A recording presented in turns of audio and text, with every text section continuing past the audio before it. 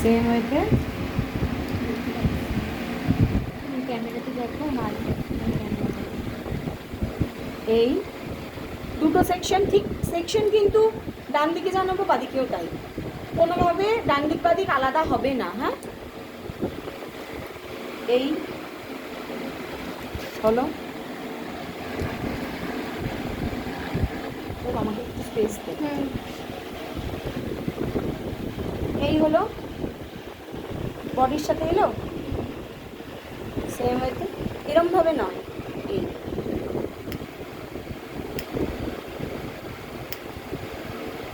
হলো সেম ওয়েতে। এটা আমার গাইডলাইন। যে চুলটা কাটবো তার আগে যে চুলটা কেটেছি সেটা তার গাইডলাইন হলো। এই দুটো কেন আমি সবসময় একসাথে রাখি না, ডিফারেন্স করে বুঝতে পারিস। হলো, একটু আগেই তো চুলটা কেটেছিলাম, একদম স্ট্রেট ছিল, তাহলে যেই বডির শেপে চলে আসছে সেই চুলটা ছোট বড় হয়ে গেল। হলো, এবার দেখ হলো। হ্যাঁ এবার শুরু করলে পুরো কিছু বোঝা যায় না।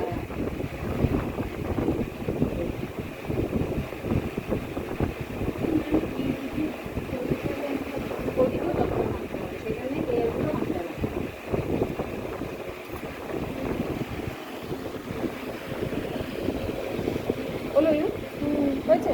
এবার যদি আমার মনে হয় ডিপ ইউ করবো, তাহলে চুলটাকে পুরো ভাগ করে নিয়ে একদম সাথে কাঁধের এই পোর্শনে নিয়ে চলে আসবো।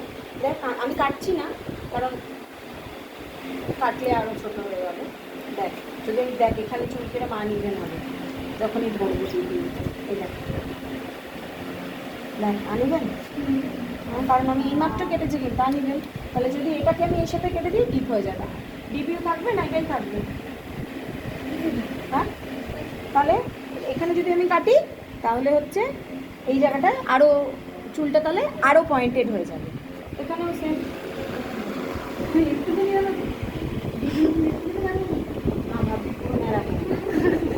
ঠিক আছে, ডিপিউ আজকে দেখাবো না, ডিপিউ পরের দিকে একটু আগে মাথায়